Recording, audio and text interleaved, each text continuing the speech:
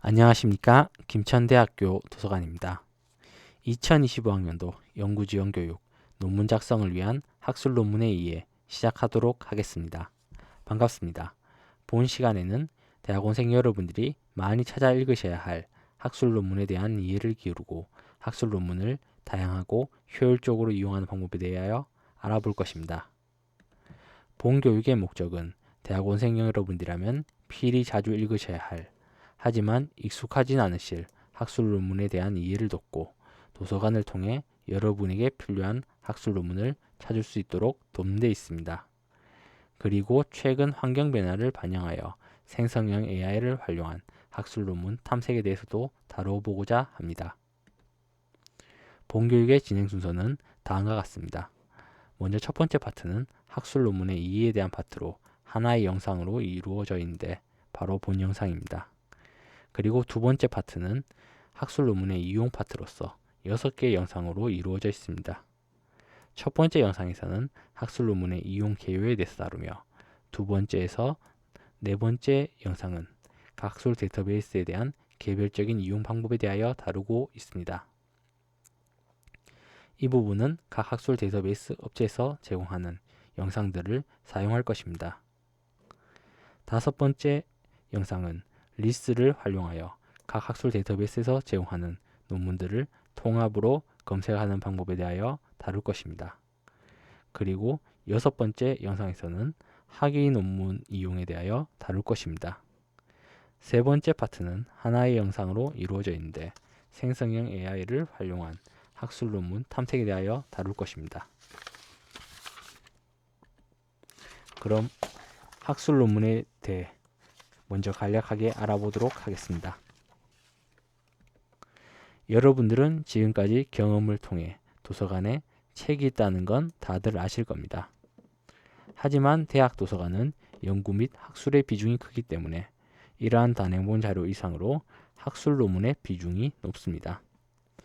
예전에는 이러한 학술 논문들이 대체로 실물 잡지 형태로 존재했습니다만 이제는 학술지의 전자출판과 학위 논문의 디지털 아카이빙이 활성화되면서 이런 부분들은 거의 다 전자화되었습니다.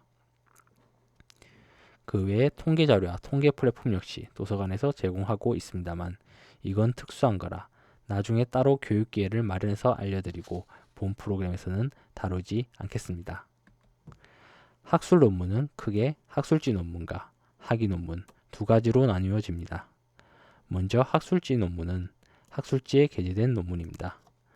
논문은 어떠한 주제에 대한 연구한 결과나 의견 등을 일정한 형식에 맞추어 쓴 글이고 학술지는 학회 등의 단체에서 학술 분야의 논문을 게재한 잡지입니다. 학회는 특정 분야의 학술적 전문가 집단인 학자로 구성된 단체입니다. 즉, 학술지 논문은 특정 분야의 학술적 전문가 집단이 모여 작성한 논문 집합으로 정의할 수 있습니다. 다음으로 학위 논문은 대학원에서 학위를 취득하기 위하여 또는 전문적인 자격을 얻기 위하여 제출되어 전문가들에 의해서 통과된 논문입니다. 이렇게 둘은 논문이란 점에서는 같지만 동시에 차이점도 존재합니다.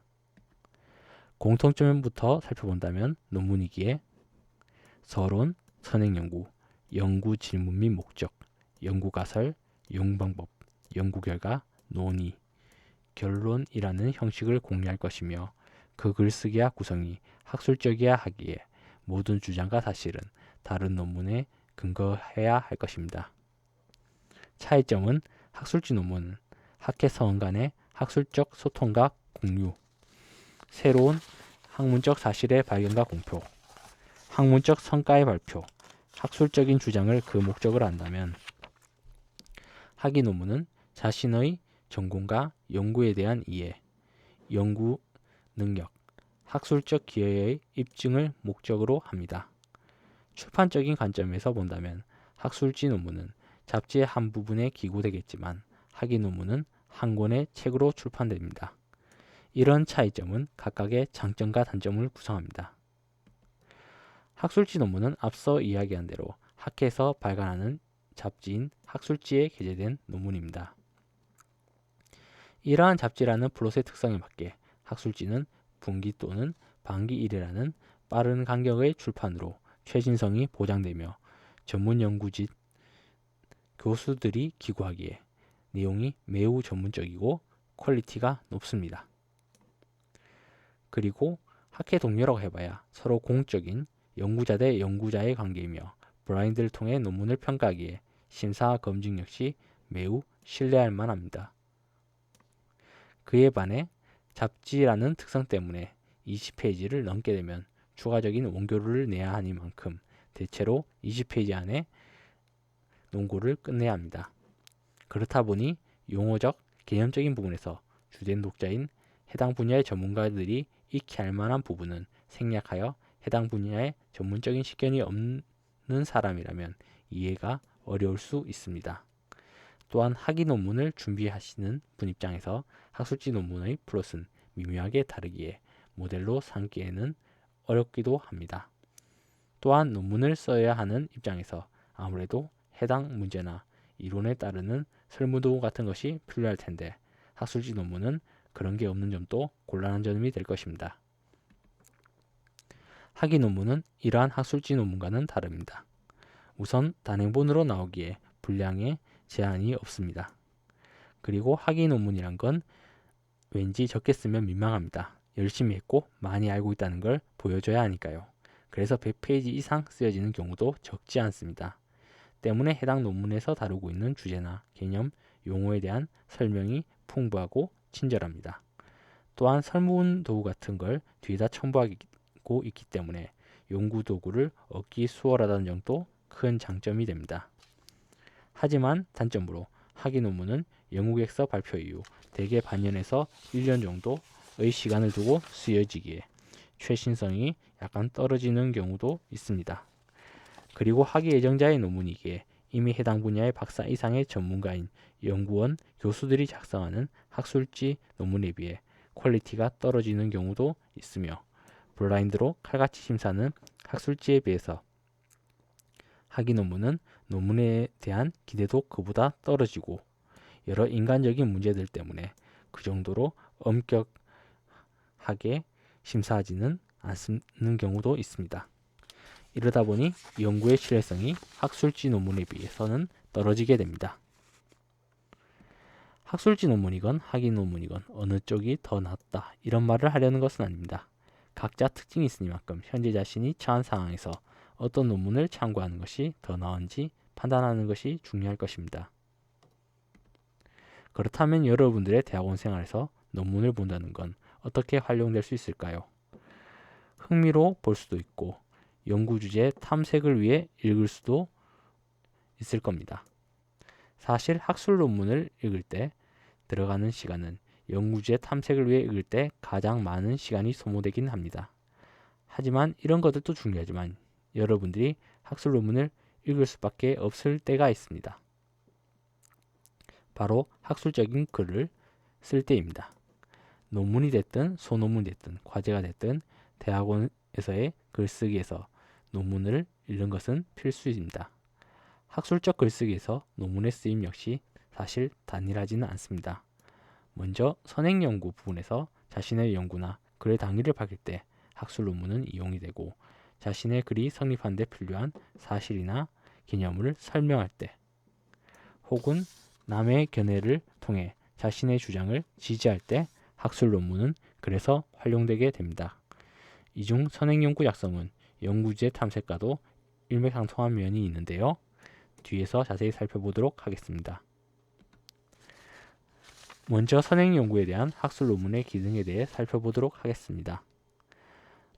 논문이나 학술적인 페이퍼에서 서론 바로 앞자리에 위치하며 때로는 이론적 배경과 구분되기도 하는 게 이 선행연구입니다. 여기서는 자신의 연구 주제가 어느 문헌에서부터 시작되었고 현재 어떻게 어디까지 진행되었는지를 밝힌 후 그런 진행 상황에서 나는 A를 해야만 한다 또는 A를 하는 것이 유의미하다를 밝히는 부분이 바로 이 선행연구입니다. 이 부분을 작성하기 위해서는 적어도 내가 하려고 하는 분야의 시초가 되는 문헌 집단과 그 주제 분야의 연구 진행에서 중요한 변곡점이 되는 문헌 집단 그리고 내 글의 포인트와 유사성이 높은 문헌 집단들을 필수적으로 읽고 그것에 대한 요약이 글에서 나타나야만 합니다. 앞서 봤듯이 여러분들의 연구 주제를 찾기 위해서도 학술 논문을 읽게 되실 텐데 사실 그러한 탐색이 체계화되어서 글로 표현되는 것이 이 선행연구라고 할 수 있을 겁니다. 그러니 사실 여러분들이 여러분의 연구 주제를 찾는 과정을 간략하게나마 잘 기록해 두신다면 굳이 선행연구 작성을 처음부터 새로 시작하시거나 거기에 많은 시간을 쓰지 않으셔도 되니 참고하시면 좋을 것 같습니다. 다음으로는 사실 및 개념 또는 견해 인용에 대한 학술 논문의 기능에 대해서도 알아보도록 하겠습니다. 학술적인 글을 쓰기 위해서는 주장을 뒷받침하고 글을 전개할 수 있게 하는 사실은 필수적입니다. 중요하고 핵심적인 사실 문제는 자신이 직접 실험하거나 조사를 해야겠지만 주장을 뒷받침하고 글의 전개에 필요한 모든 사실을 자신이 직접 조사하는 것은 불가능합니다. 그렇다고 자신의 추측이나 풍문으로 들은 것, 근거가 빈약한 누가 쓴지도 모르는 웹 커뮤니티의 글을 인용할 수는 없습니다. 이러한 사실 문제는 학술 논문을 통한 인용이 필수적입니다. 개념이나 이론도 마찬가지입니다. 자신의 논리를 지지해주는 혹은 자신의 글의 구심점이 되는 개념이나 이론이 없이는 학술적인 글을 쓸 수는 없습니다. 다만 그렇다고 갑자기 자신이 개념이나 이론을 만들 수는 없습니다. 사실 어떠한 합의도 없이 이러한 행동을 한다면 더욱 큰일일 것입니다. 그렇기에 이런 부분들에 대해서도 인용이 필요합니다만 사실 이 부분은 제 개인 경험으로는 논문보다는 사전이나 책에서의 인용 빈도가 더 컸던 것 같기는 합니다. 그리고 견해나 주장에 대한 인용도 빼놓을 수 없는 요소입니다. 모든 글의 전개가 사실 예시나 이론 제시로는 해결되지 않습니다. 특히나 당장의 실증이 불가능한 복잡한 사실관계의 해석은 권위자의 해석이나 의견이 훨씬 중요할 수 있습니다. 그리고 이런 요소는 철학적, 신학적 분야에서는 더욱 두드러질 것입니다. 그렇기에 글의 전개에는 필요하나 당장의 사실 확인이 어려운 주장이나 견해에 대해서는 인용을 통해 해결해야 하며 그 출처가 권위자에 의한 것임을 보여주기 위해 그 형식은 직접 인용의 형태를 띄어야 할 것입니다. 그럼 학술 논문에 대한 이해 부분은 여기까지 살펴보도록 하겠습니다. 이미 다들 어렴풋이 아실 내용이기도 하겠지만 이렇게 한번 살펴보므로 보다 학술 논문과 관련된 개념들이 선명해졌으면 좋겠습니다. 그럼 다음 영상에서는 본격적으로 본교도서관을 통해 학술 논문을 이용하는 방법에 대해서 알아보도록 하겠습니다. 그럼 다음 영상에서 뵙겠습니다. LMS를 통해 본교육을 들으시는 분들께서는 아래 영상을, 유튜브를 통해 본교육을 들으시는 분들께서는 다음의 영상을 클릭해 주길 바랍니다. 그럼 다음 영상에서 뵙도록 하겠습니다.